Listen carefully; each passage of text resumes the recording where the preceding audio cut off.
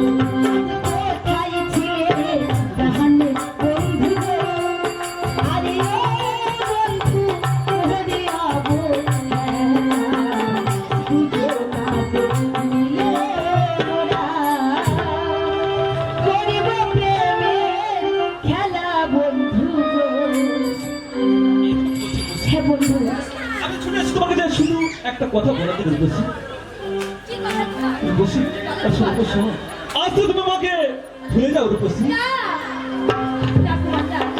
তুমি কি বলছো কুমার? রূপসী এ হতে পারে না কুমার, আমি যে তোমাকে ভালোবাসি কুমার। তুমি ও কথা বলো না কুমার, রূপসী তুমি ও কথা বলো না।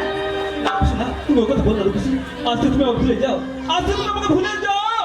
কেন কেন তুমি আমায় ভুলে যেতে বলছো কুমার? আমার অপরাধ বলো কুমার।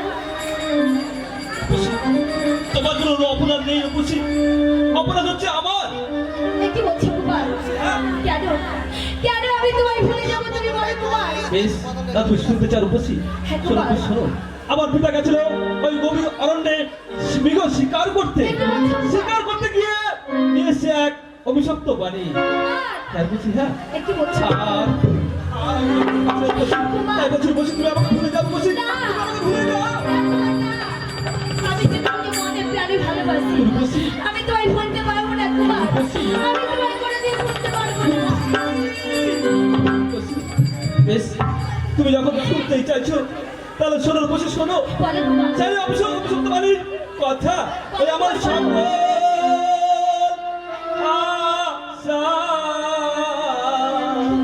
হ্যাঁ রূপসী আজ বিফল হলো গো। বলছো কুমার? হ্যাঁ রূপসী, আরে ও রূপসী আমার কপাল দোষে তুমি কি বলছো? আর সর্পাঘাতে মৃত্যু গো আমার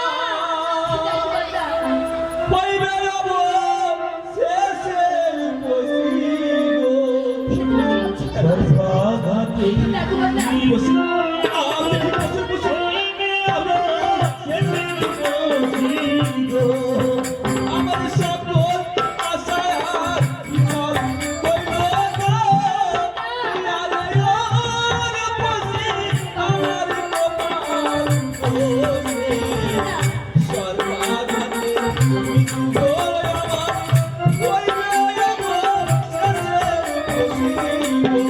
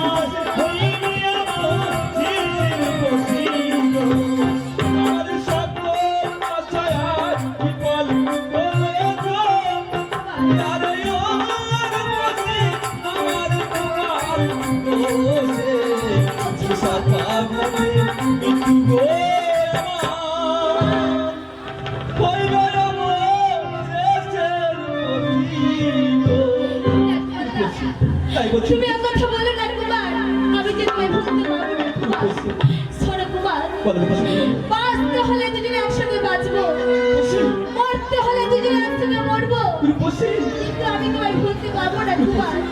আমি তোমায় কোনোদিন ভুলতে পারবো না। রূপসী, আমি জেনে শুনে কেমন করে তোমার সুন্দর জীবনটা নষ্ট করে দেবো রূপসী। তাই বলছি রূপসী। ও, আমি কোনো কিছু- আমাকে ভুলে যাও।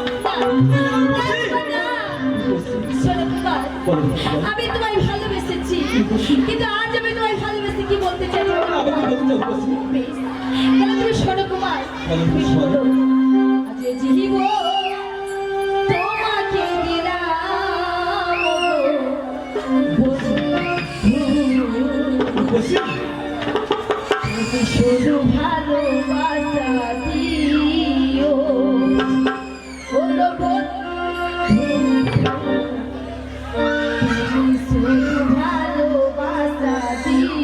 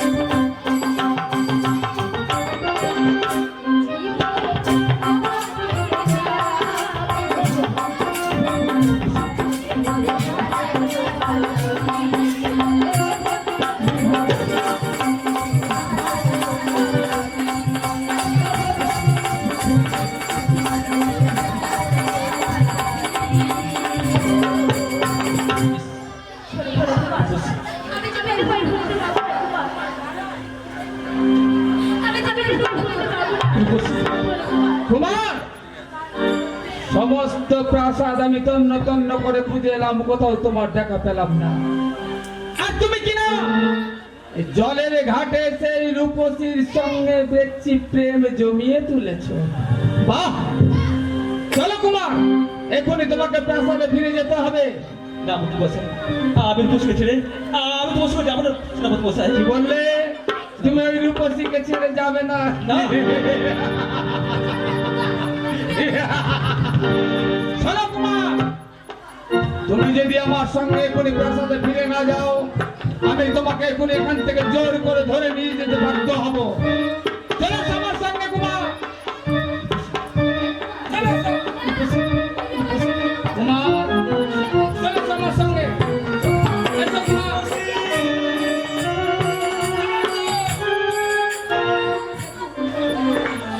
তুমি কি করলে ঠাকুর? তুমি কি করলে? তুমি আমার জীবন থেকে আমার কুমারকে কেড়ে নিচ্ছ কেন ঠাকুর? আমি তো তোমার কাছে কোনো অপরাধ করিনি। তুমি ফিরিয়ে দাও। তুমি আমার কুমারকে আমার কাছে ফিরিয়ে দাও। আমি এখন কি করি? আমি এখন এক কলসি জল নিয়ে আমি আমার মায়ের কাছে ফিরে যাই। আমি আমার মায়ের কাছে ফিরে যাই।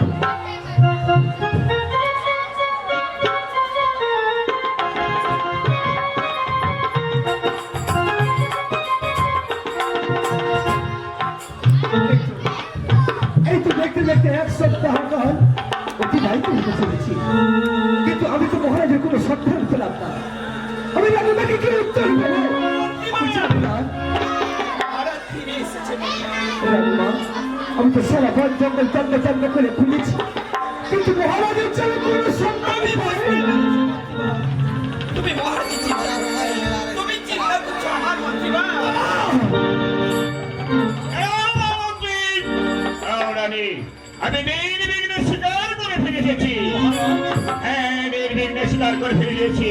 মহারাজ তবে জানো মহামন্ত্রী, বলেন মহারাজ, জানো কেন রানী, আমি শিকার করে ফিরে আসার পূর্বে সঙ্গে করে নিয়ে এলাম এক অভিশাপ। মহারাজ, একই মহারাজ, একই বলছেন মহারাজ। মহারাজ, আপনাকে আমি কতই না বাধা দিয়েছিলাম, কতই না বারণ করেছিলাম মহারাজ। আপনি আমার কোনো বাধা না শুনে আপনি নিজেকে ইচ্ছাকৃত ভাবে গেলেন ফরেন শিকার করতে। ফরেন শিকারে কি নিয়ে এলেন এক অভিশাপের বাড়ি। এমনকি অভিশাপের বাড়ি নিয়ে এসেছেন মহারাজ। একবার আমাদের কিছু বলুন না মহারাজ, বলুন।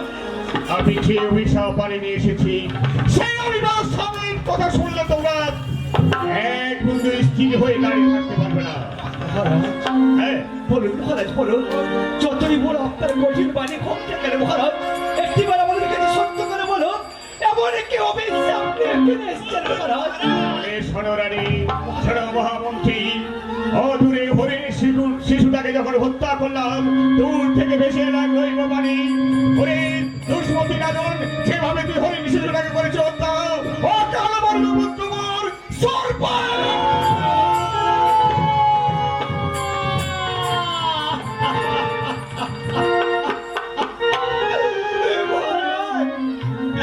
হাসি মুখে বাড়িতে শিকার করতে গিয়ে এত বড় অভিশাপের বাণী আপনি নিয়ে ফিরে এসেছেন মহারাজ। তবে কি অভিশাপ হতে আমরা কোনোদিন ব্যর্থ হতে পারবো না মহারাজ? অভিশাপ আমি ব্যর্থ হতে পারবো না। শোনো রানী, আর বিলম্ব না করে তুমি মঙ্গল ঘর তুলে পুষ্পাঞ্জলি দাও। আমাদের যেন মাধবের যেন ক্ষতি না হতে পারে। আর বিলম্ব করো না, এই মুহূর্তে তুমি বাইরে চলে যাও। আমি তোমার কথা মতো গিয়ে মঙ্গল ঘটার আমি ঠাকুরের কাছে ওগো মঙ্গলময় ঠাকুর, তুমি এই অভিশাপ বাণী হতে আমাদের মুক্ত করো ঠাকুর, আমাদের মুক্ত করো।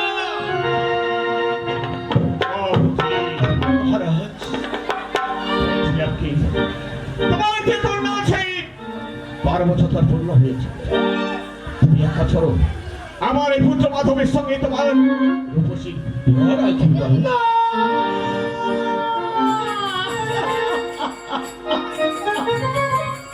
এরা পরস্ত, এরা তো বড় অভিশাপ আমার মাথার উপরে চাপিয়ে দেবেন না মহারাজ, চাপিয়ে দেবেন না।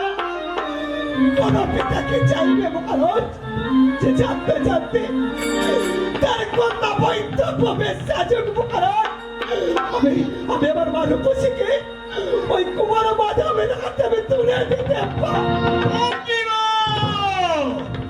এই রে তুমি আমার এই রাজ্যের মন্ত্রী, ছোটবেলার বন্ধু, আজ তুমি কেন পারবে না? তুমি কি চাও ওই পুত্র মাধবের মৃত্যু হয়ে যায়? মহারাজ আমি সে কথা কেমন করে বলবো মহারাজ, কিন্তু আমি যে আমার মা রূপসীকে আপনার এই কুমারকে আমি বিবাহ দিতে পারবো না মহারাজ। তাহলে তুমি আমার কথা শুনবে না? নাম করেছ না আমিও দেখতে চাই আমার এই পুত্র মাধবের সঙ্গে ওই রূপসীর বিবাহ সেনাপতিকে আমার কাছে পাঠিয়ে দে।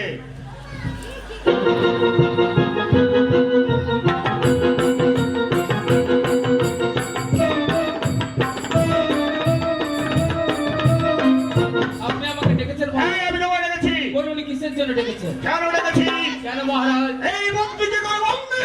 মহারাজ, না সেনাপতি না এই মন্ত্রীকে আমায় বন্দি করতে হবে? না সেনাপতি না আমায় তুমি বন্দী করবে না। মহারাজ তবু আমি আপনাকে কথা দেওয়া মহারাজ, আমি যত সময় জীবিত থাকবো মহারাজ আমার মালিক রসিকে আমি কুমার মাধবকে বিবাহ করতে হবে। কিন্তু এই মন্ত্রীকে বন্দি করলেন কেন মহারাজ? কেন করেছি? ওই দৈব মানে হতেই আমি বলেছিলাম মহামন্ত্রী, এই বিপদের সময় তুমি আমার বন্ধু, তোমার রূপসীর সঙ্গে আমার মাধবকে বিবাহ দিন। আমার কিছুদিনের জন্য বিশ্রাম নেব। তাই শুনে বলে আমি মহামন্ত্রীকে করেছি বন্দী। মন্ত্রীবর, সেনাপতি আপনি একটিবার মহারাজের কথা রাজি হয়ে যান। না সেনাপতি না আপনার ওই কন্যাকে মাধব কুমারের সঙ্গে বিবাহ দিন। না সেনাপতি না তুমি কি পারবে সেনাপতি আমার